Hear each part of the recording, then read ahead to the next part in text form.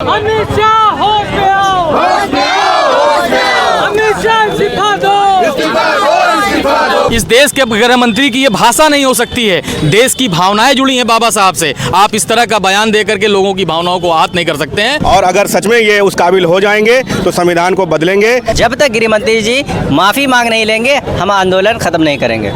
गृह मंत्री अमित शाह ने बाबा साहब भीमराव अम्बेडकर के ऊपर जो बयान दिया है उसको लेके कांग्रेस शहर कमेटी जो है वो डीएम को ज्ञापन देने जा रही है। शहर कमेटी जो अध्यक्ष है वो हमसे बात करने के लिए मौजूद है। क्या कुछ नाराजगी है बयान को लेकर? देखिए, जिस तरह का अमर्यादित बयान उन्होंने गृह मंत्री जी ने दिया है, हम उसका विरोध करते हैं। ये आपत्तिजनक बयान है, ये अमर्यादित बयान है। इस देश के गृह मंत्री की ये भाषा नहीं हो सकती है।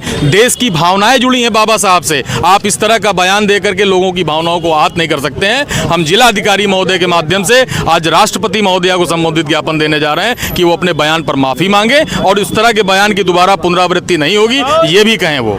उस बयान को देखिए और समझ जाइए क्या यह अमर्यादित बयान है या नहीं है। लेकिन भाजपा तो खुद ही कांग्रेस के खिलाफ प्रदर्शन कर रही, कह रहे हैं आप लोग बाबा साहब को अपमानित कर रहे हैं। देखिए, आज जो लोग सत्ता में बैठे हैं, अगर वो हमारे खिलाफ प्रदर्शन कर रहे हैं तो इसका मतलब उनको लगता है कि कांग्रेस पार्टी के कार्यकर्ता कमजोर नहीं है, उनकी हर गलत नीतियों का जवाब देने के लिए तैयार बैठे हैं। ज्ञापन में क्या कुछ लिखा है? ज्ञापन में हमने लिखा है, हमने बताया आपको कि हम उनसे ये चाहते हैं कि वो माफी मांगे और दोबारा इस तरह के बयान की वो पुनरावृत्ति नहीं करेंगे। ये भी बात दोहराएं, ये कांग्रेस पार्टी की मांग है और कांग्रेस पार्टी ये भी कहती है कि अगर इस तरह का वो नहीं कार्य करते हैं तो हम उनके इस्तीफे की भी मांग करते हैं। इस्तीफे की भी मांग करते हैं। लगातार आप देख रहे हैं कि ये लोग संसद भवन में अपनी चीज़ों को बता रहे हैं, चला रहे हैं। अपना जो भी उनका मत उनको मिला है, जिनकी संख्या ज़्यादा है, उस संख्या बल पे हमेशा हमारे संविधान को चोट पहुंचाने की कोशिश कर रहे हैं। और अगर सच में ये उस काबिल हो जाएंगे तो संविधान को बदलेंगे।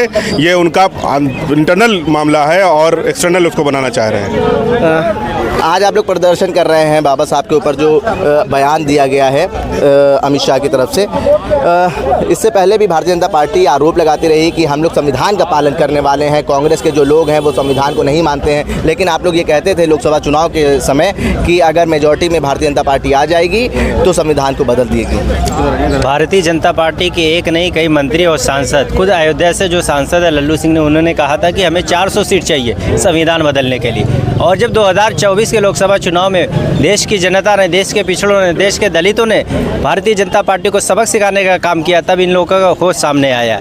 देखिए, भारतीय जनता पार्टी का जो विश्वास है वो इस देश के लोकतंत्र पे नहीं है, इस देश के संविधान पे नहीं है। और ये कोई पहला मौका नहीं, हमेशा से भाजपा और संघ इस देश के संविधान को बदलना चाहती है। कांग्रेस पार्टी का यह मानना है देश संविधान से चलेगा, मनुस्मृति से नहीं चलेगा। और कांग्रेस पार्टी ने इस देश को आज़ाद कराने से लेकर देश के संविधान को बनाने तक का काम किया है। और हम किसी भी हाल में, किसी भी कीमत में कांग्रेस का एक एक कार्यकर्ता खामोश नहीं बैठेगा। वो संविधान की लड़ाई के लिए सड़क से सदन तक लड़ने का काम करेगा। पार्टी दूसरी ओर प्रदर्शन कर रही है, कह रहे हैं कि कांग्रेस के लोगों ने बाबा साहब का अपमान करा। देखिए, कहावत है कि खिसियानी बिल्ली खम्बा नोचे। भारतीय जनता पार्टी के जो गृह मंत्री हैं अमित शाह जी ने संसद में इस कदर का बयान दिया है, खुले शब्दों में, वो ऑन रिकॉर्ड है, वो सबके सामने लाया जाए। और जिस प्रकार की भाषा का प्रयोग उन्होंने किया है बाबा साहब अम्बेडकर जी के लिए, अम्बेडकर जी इस देश के संविधान निर्माता हैं। इस देश के पिछड़ों को, इस देश के दलितों को, अल्पसंख्यकों को जो संवैधानिक अधिकार दिया है वो बाबा साहब अम्बेडकर जी ने दिया। इसलिए ना तो पिछड़ा, ना तो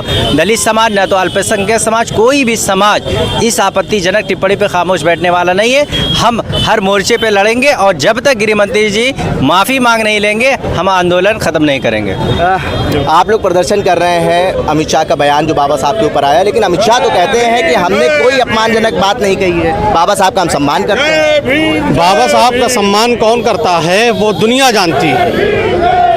14 अप्रैल 1891 में मध्य प्रदेश के मऊ गांव में राम जी मालो जी सपपाल के घर में एक बच्चा पैदा होता है जिसको कलम पकड़ने की इजाजत नहीं थी, जिसको बाल कोई काटना जिसके गवारा नहीं करता था। पूरी ताकत के साथ उसने लड़ा, उसने ताकत के साथ वो आगे बढ़ा। उस बच्चे ने दुनिया को दिखाया कि कलम की ताकत क्या है। बाबा साहब एक ताकत है, बाबा साहब आसमान है। बाबा साहब के ऊपर कोई अगर थूकना चाहेगा थूक उसके मुंह पे गिरेगा। बाबा साहब 32 डिग्रियों वाला, 14 जुबान जानने वाला, वो बाबा साहब इनकलाबी शख्स है, पूरी दुनिया उसका लोहा मानती है। बाबा साहब के ऊपर ये कहना, हम बाबा साहब का अपमान बर्दाश्त नहीं करते हैं। बाबा साहब की कलम की लाज रखने वाले हम कांग्रेसी हैं। बाबा साहब के विचारों को जानने वाले, बाबा साहब के विचारों पे चलने वाले हम कांग्रेसी हैं। पूरी ताकत से कहते हैं अमित शाह माफी मांगो।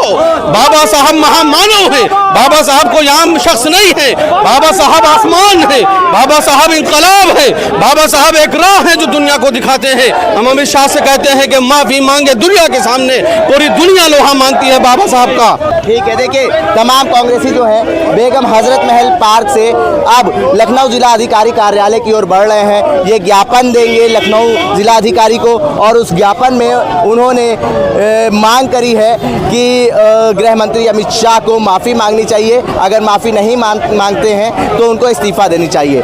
ज्ञापन जो है वो राष्ट्रपति महोदय के नाम पर दिया जा रहा है और इनका साफ तौर पर ये कहना है अगर अमित शाह इस तरीके का आगे भी बयान देंगे तो उनको इस्तीफा देना चाहिए।